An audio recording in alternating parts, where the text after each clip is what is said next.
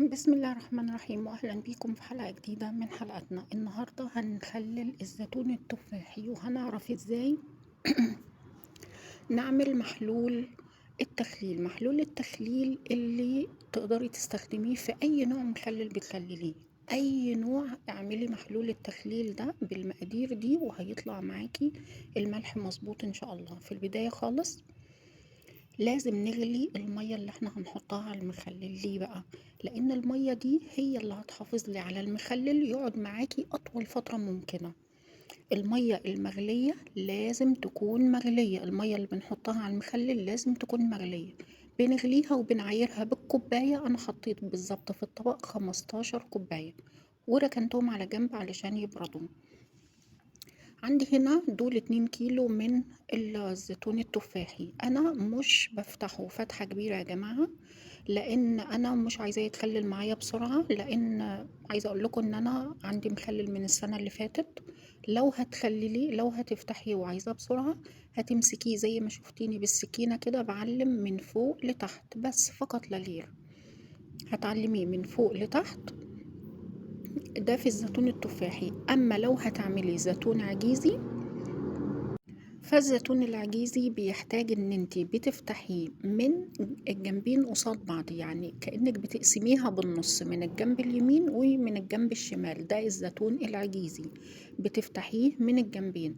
الزيتون التفاحي بتجيبيه بس من ربع واحد من فوق لتحت. انا هنا بغز غزة واحدة فقط لان انا مش عايزاه يتخلل معايا بسرعة. وعلى فكرة ممكن أصلا إن أنا أحطه سليم، بس أنا بفضل إن أنا أغزه الغزة البسيطة اللي انتوا شايفينها دي، علشان الليمون اللي هيتحط معاه يقدر يشدلي كل المرارة اللي موجودة في الزيتون. بعد ما بتخللي الزيتون لو عايزة تحتفظي بيه، أنا عايزة أقول لكم محلول التخليل لأن غليته ده بيحافظ لي على الزيتون أكبر فترة ممكنة. أنا هنا عملت برطمانين، كل برطمان فيهم 2 كيلو من الزيتون. أنا بحب أعاير كل شيء، يعني هما كانوا 4 كيلو. ممكن أحطهم في برطمان كبير خالص، لا أنا بحب مقاديري تبقى مظبوطة علشان أعرف أنا بعمل إيه بالظبط. ده هنا كيلو من الليمون. بداية كده، الليمون اللي هيتحط على الزيتون اللي انا هعصره على الزيتون لازم يكون ليمون اصفر. انا بفضل الليمون الاصفر علشان الليمون الاصفر ما بيكونش فيه مرارة جامدة. اما الليمون الاخضر مرارته بتبقى زيادة. يعني انا لو ليمون فيه مرارة هحطه على الزيتون علشان يشيل المرارة، ده كده هيطول وهيحتاج مني كمية ليمون كتيرة جدا. زائد ان انا بعد، يعني ده زيتون تفاحي كلنا اكيد عارفين ان هو بيقعد شهر واحد وبيكون جاهز للاكل. لو انا جيت بعد الشهر هاجي اشوف الاقيه لسه فيه مرارة. معنى ان هو لسه فيه مرارة يعني محتاج ليمون تاني ازوده عليه. فعشان كده انا بفضل الليمون الاصفر اللي انتوا شايفينه قدامكم ده. ده بصراحة حلو جدا مع الزيتون. طبعا انا ممكن استخدم عصارة بس، وعندي بدل الواحدة الحمد لله 3. ولكن انا مع الزيتون علشان اعرف اكل بقى زيتونة كويسة، انا بحب اعصر الليمون بالطريقة اللي انتوا شايفينها دي. ممكن ياخد مني وقت شوية، ممكن يتعبني شوية، بس في النهاية محدش بيدوق الزيتون بتاعي الا لما يقول الله اكبر، للأمانة يعني. باحب أعصر الليمونة بالشكل اللي انتوا شايفينه ده. في البداية خالص أنا باشيل منها البذرة بتاعتها، وبعد كده أبدأ إن أنا أعصره بالتفل بتاعه. لازم تحطي التفل بتاع الليمون، علشان التفل ده أساسا بيخلي لي الزيتون في ناحية تانية خالص. طبعا أنا ممكن أجيب جزر وأبشره، ممكن أجيب عصفر، ممكن أجيب حبة البركة. وفي النهاية هتلاقوا شكل البرطمان أساسا شكل رهيب جدا، بس مش هتاخدي منه زيتونة كويسة. أنا ما يهمنيش الشكل، أنا يهمني الطعم. أنا زي ما بقول لكم الليمون، أنا الزيتون بيقعد معايا بالسنة كاملة، بحتفظ بيه بالسنة كاملة. ده ليه بقى؟ لأن محافظة على كل شيء أنا بعمله فيه. لو حطيت حبة البركة وعصفر، حبة البركة والعصفر هيبوظوا لي الزيتون، مش هيبوظوه، يعني مش هينفع ان هو يقعد معايا فترة طويلة. هنا انا حطيت كوبايتين بالظبط من الليمون المعصور على ال2 كيلو. هو طبعا كل 2 كيلو من الزيتون بياخد كيلو ليمون. وكان في الطبق كام حباية ليمون كده انتوا شايفينهم، عايزة تزوديهم زوديهم، مش عايزة تزوديهم خلاص. المهم ان ال2 كيلو بياخدوا كوبايتين كاملين من الليمون. لو زيتون عجيزي بياخدوا الكيلو الليمون كامل، يعني بيبقى كوبايتين ونص. لو زيتون عجيزي بياخد ال2 كيلو بياخدوا كوبايتين ونص. اما الزيتون التفاحي بياخدوا كوبايتين فقط لا غير.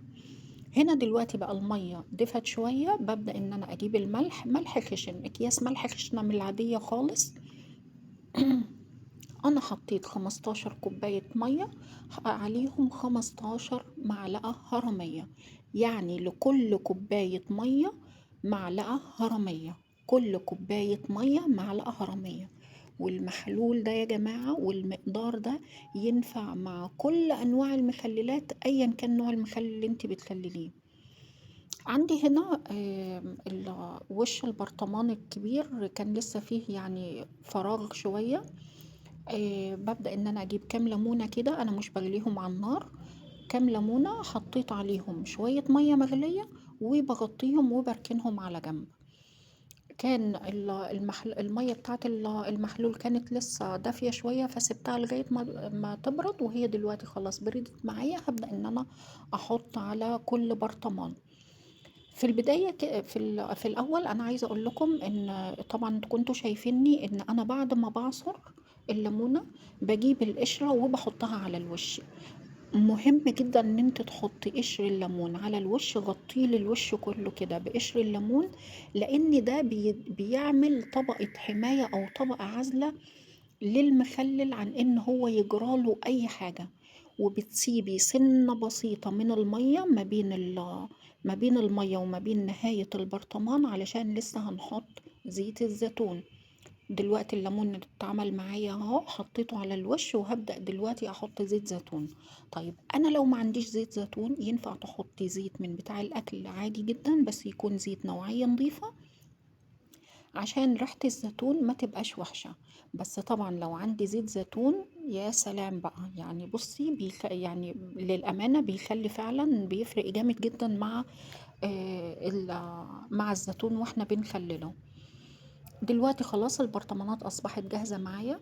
ببدأ أنا عندي هنا برطمانين، بجيب كيس تلاجة وبقسمه بالنص وبحط على كل برطمان نص كيس وببدأ أغطيه. طيب في ناس كتير بتقلب البرطمان، انا مش هقلب البرطمان. ليه بقى؟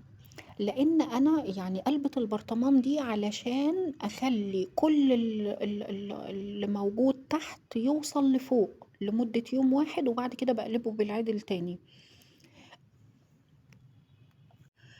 طبعًا أنا مش محتاجة للنقطة دي. ليه بقى أنا مش محتاجة لها؟